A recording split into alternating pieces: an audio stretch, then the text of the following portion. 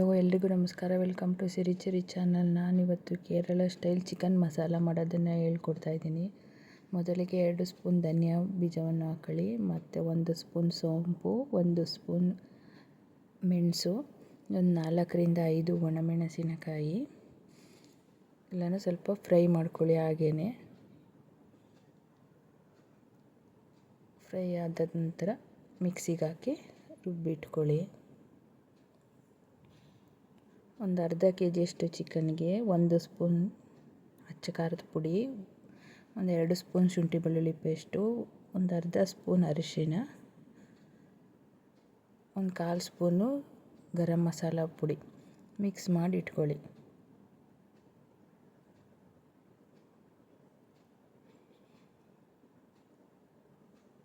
ನಂತರ ಒಂದು ಬಾಣಲೆಗೆ ಸ್ವಲ್ಪ ಎಣ್ಣೆ, 1-2 ಪೀಸ್ ಚಕ್ಕೆ, 1 ಏಲಕ್ಕಿ,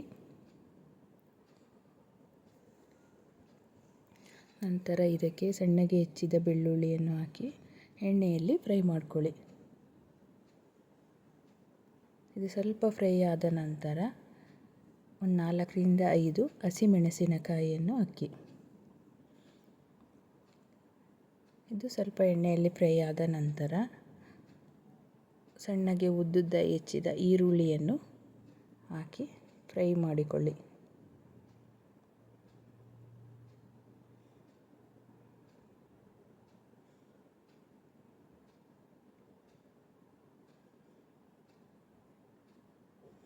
ಈರುಳ್ಳಿ ಈಗ ಫ್ರೈ ಆದ ನಂತರ ಸ್ವಲ್ಪ ಅರಿಶಿನವನ್ನು ಹಾಕಿ.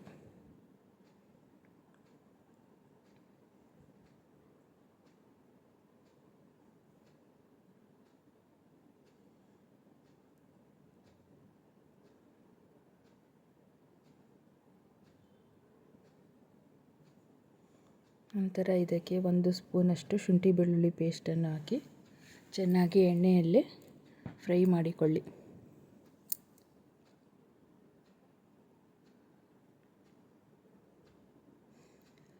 ನಂತರ ಇದಕ್ಕೆ ನಾವು ಆಲ್ರೆಡಿ ಮಸಾಲೆ ಹಾಕಿಟ್ಟಿರೋ ಚಿಕನನ್ನು ಹಾಕಿ ನೋಡಿ, ಈಗ ಫ್ರೈ ಮಾಡ್ಕೊಳ್ಳಿ. ನೀಟಾಗಿ ಎಲ್ಲ ಮಿಕ್ಸ್ ಮಾಡಿಕೊಂಡು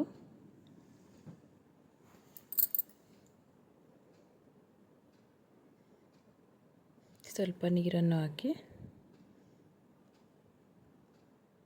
ಒಂದು 5ರಿಂದ 10 ನಿಮಿಷ ಚೆನ್ನಾಗಿ ಬೇಯಿಸ್ಕೊಳ್ಳಿ.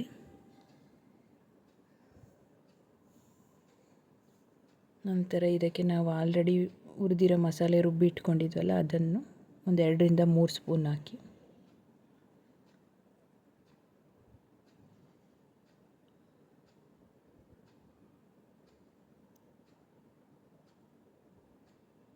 ಚೆನ್ನಾಗಿ ಮಿಕ್ಸ್ ಮಾಡ್ಕೊಳ್ಳಿ.